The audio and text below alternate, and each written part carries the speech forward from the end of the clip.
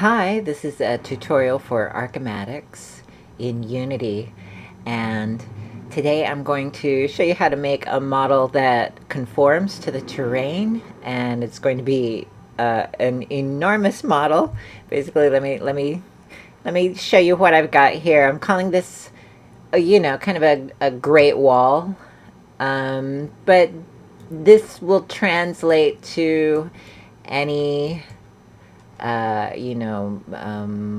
border walls or even highways, elevated trains, and also smaller scale, like just a cinder brick wall or a wooden fence.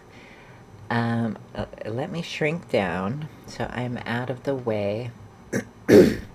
Basically, anything that you want to build that needs to follow a plan and also conform to the terrain. Now, this terrain is pretty low key. You're not going to see anything too spectacular in this tutorial, but what we can do is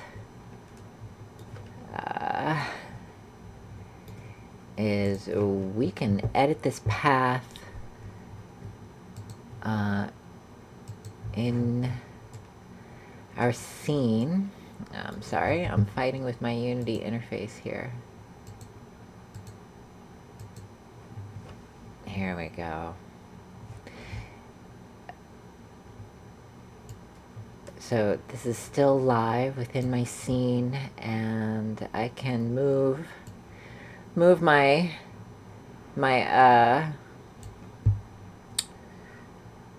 what is this called? I'm building this on a free curve.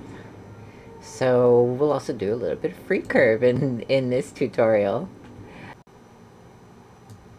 Yeah, now in addition to the giant free curve that, kind of spans this entire this entire terrain, basically I have two other meshes. They live on the same Archimatix graph. And one of them is a plan repeater, that's these little towers, and the other is just one enormous plan sweep. So, this may not be the smartest way to build like a 1,000-meter long model. You may not want to do that, but it's fine for this like limited scene. Just so you understand what we're going to build, these two models on one graph. So I'm going to go into my hierarchy, and I'm going to start over from scratch. First thing I'm going to do is I'm just going to add a terrain.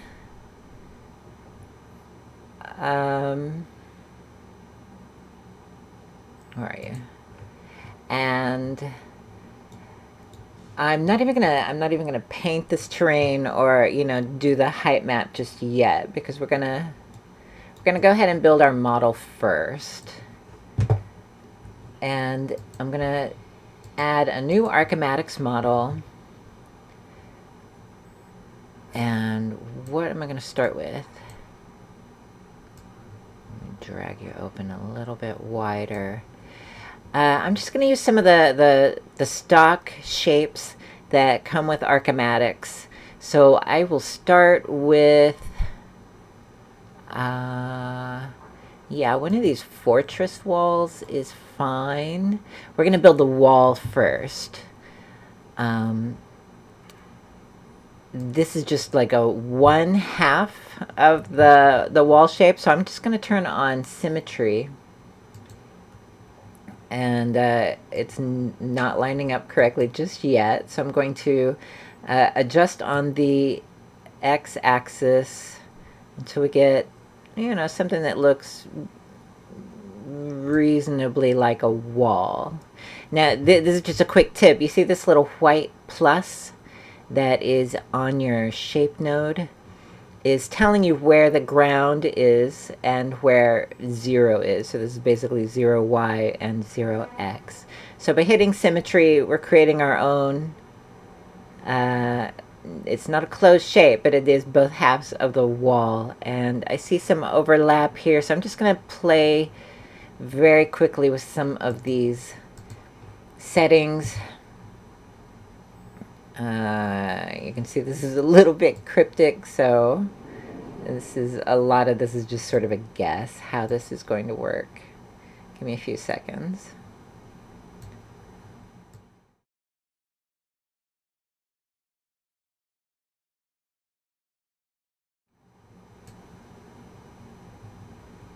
Yeah, that's good enough. I'll speed through that. Okay, now what I want is to route this into a plan sweep. And kind of as I said before, we're going to have an enormous model. And so just keep an eye on your vertex count down here. There's always problems when it goes too big, and this model will not be able to be culled by Unity. So this probably isn't how you would do an actual scene, but this is going to be great for us to learn and to play around.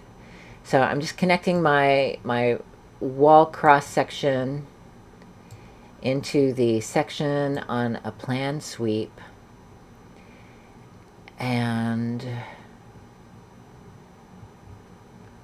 for my plan, I'm going to use a free curve. Where did my free curve go? And I'm just going to wire up the free curve into the plan before I even start.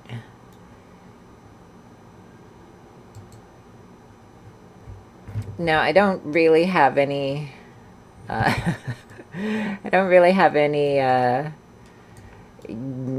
preconceptions how this is going to work. I'm just gonna try to fill in a big chunk of the terrain, and like I said, this terrain is obviously default settings, so it's like 1,000 meters square.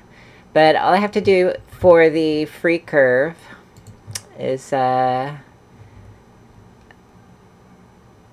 we're gonna use this add button.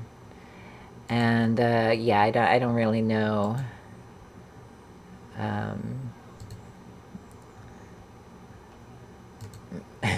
Just kind of clicking at random. Okay, just some sort of zigzag pattern. And right away I see that I have some problems. I don't want this top cap or this bottom cap.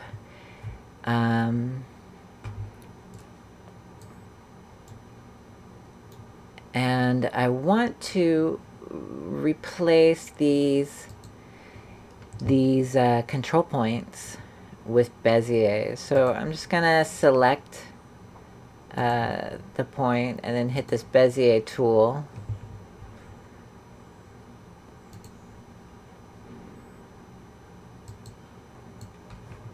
I'm gonna go ahead and add a material onto my model, so it's just a little easier to see.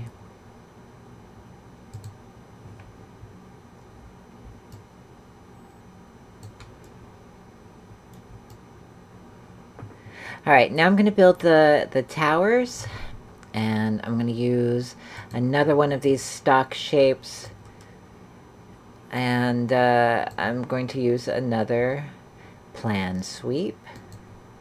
This time my plan is just going to be maybe the square.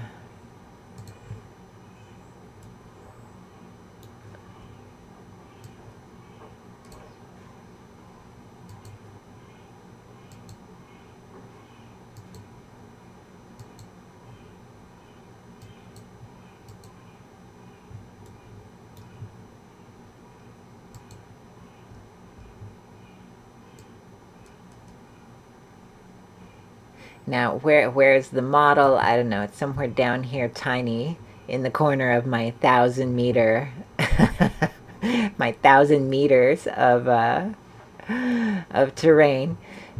But really, I just want to sort of control, you know, I'm just going to use the thumbnail to see what we're doing. And lastly, I'm going to distribute my towers along a plan repeater. And I'm going to route my tower into the node mesh. Whoops. Now, where's my plan? Back up here on the free curve. I'm going to show you something that's going to help you when you build out bigger models. Now, since this model is dependent on a plan that's sort of in progress, and I might swap this out. I might break my plan into multiple pieces, but definitely I will be editing it. And I have two different meshes that rely on the same plan. So what I'm going to add here is a plan distributor. And what the distributor will do is I'm going to be able to connect my distributor into all of these shapes and then route my experimental shape into the distributor. Now let me just connect my distributor to my original plan sweep.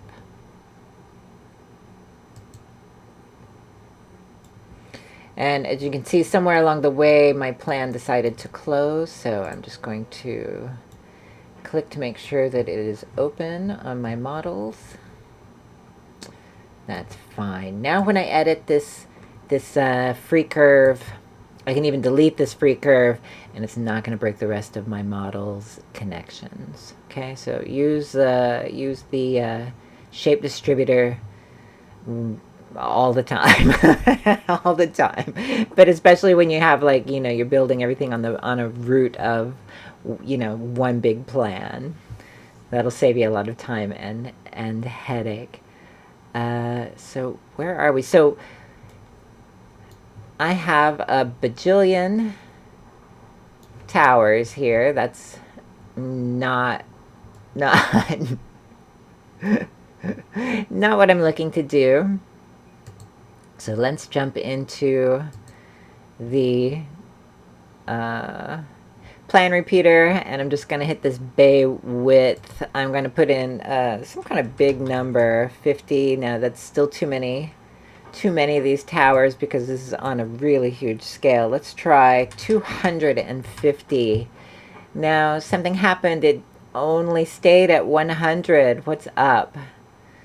Let's swing open this bay width, and by default it's protecting me by giving me a maximum of 100 meters, and I'm gonna break the rules. I'm gonna go ahead and set this like something ridiculously high, like 2,400 meters. That's just in case I want to go that high. But I think in reality, the amount is probably going to be more like 350 meters or something.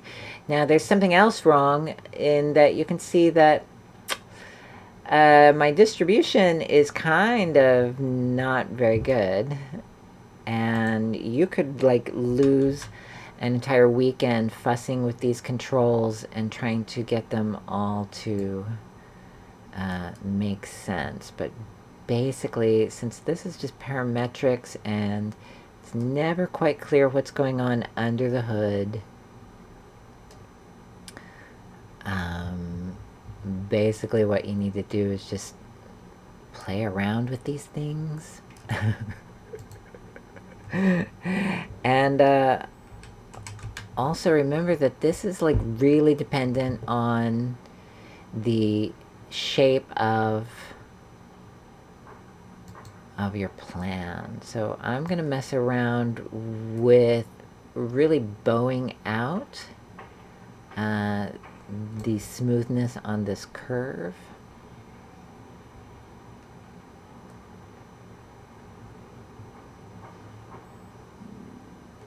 Now I don't want to spend too much time on this. One other factor that I should just go ahead and show you that will affect how this works is, notice that we can really see kind of our bend lines, and when we make the when we made our original wall with the plan sweep.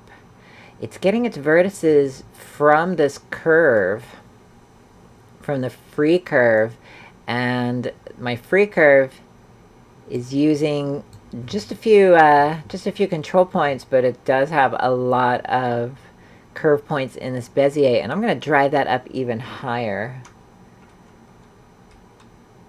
Let's go to something crazy like 32. And now you'll see, because I've added a lot more vertices essentially to my free curve, now the spacing on my towers is pretty clean. Okay, so when you can't get something to work, remember that there are 50 other controls that you will need to tweak. So let me just play around with a couple of numbers here. As you can see, it's really nice, even spacing now. Had nothing to do with my settings here, though. I'm gonna leave something kind of dense. This is probably too dense, but I want to go ahead and start manipulating the terrain and show you how that is going to work. So now I'm not a terrain expert. Let me just actually go ahead and select the terrain. But what I'm going to do is just quickly paint the lower end. I'm just going to raise the terrain with the paintbrush. As you can see, I have like an enormous size brush here, and I don't really know. It doesn't really matter what I end up doing with it. So I'm just gonna like hit it a few times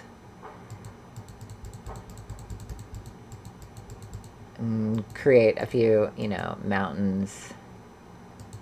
Something that's going to, give us some variation. Now, what happened to the model? Yeah, pretty obviously it is,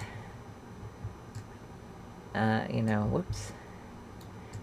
It's underneath my terrain because it didn't deform to the terrain yet.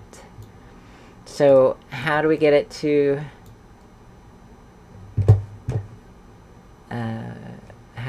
do this? Well, on the wall, we're going to add a terrain deformer.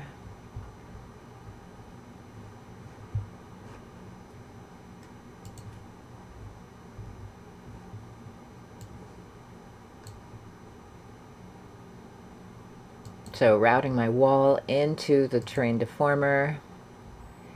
And there's no real control on this terrain deformer. There's this amount value, and I don't really think it does anything. But what you really need to do,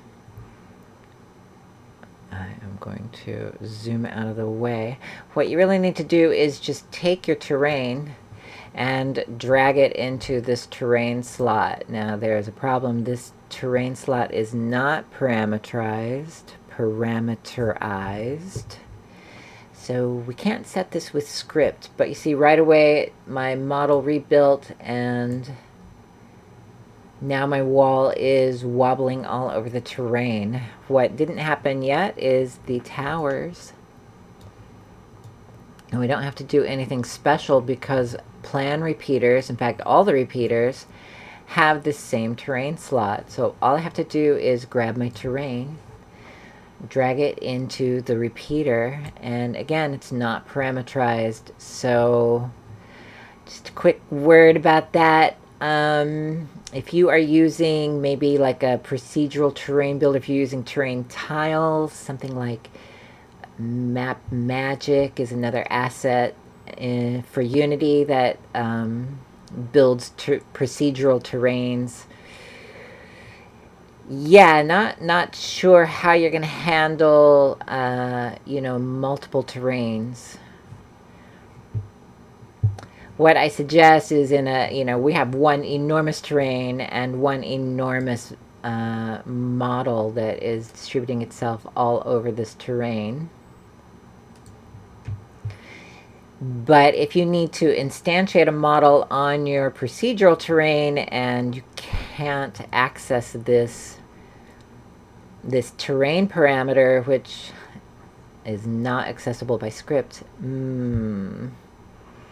maybe you want to say build your model on a small terrain, and it will always instantiate with that small terrain, and then when you distribute your Archimatix model across your big procedural open world, it's instantiating with its own small mound of terrain. Now, one thing that I forgot to mention before is when you do this, the Archimatix model needs to be, the game object of the Archimatix model needs to be aligned with the terrain. It needs to have the same transform settings as your terrain. Within the Archimatix model, all of your transforms and rotations are going to be done on the individual nodes, not the game object. So that's kind of a big deal. Uh, it won't work if you don't do that. One other quick thing is the you saw that I had some problems setting up the plan repeater, and there are a few other things that seem strange whenever you do the plan repeater that don't always make sense. For instance, this corner mesh. I don't think that I've ever really worked out what I'm supposed to do with that. It has to do with this corner break angle setting. But one other thing that I want to show you is in the cell mesh. If I add my towers to the cell mesh, here's what you need to see. The cells are not on the plan. Cells are halfway between two nodes. So if you're doing this and you're getting things that are just way off in a strange position, check if you're not using cells. The behavior might be expected, or rather, it's actually working as intended, but just what's intended is not what's expected. So something to know, something to get frustrated about. Okay, that's all my tips, and I will talk to you again in a few days. Have a good time. Keep creating.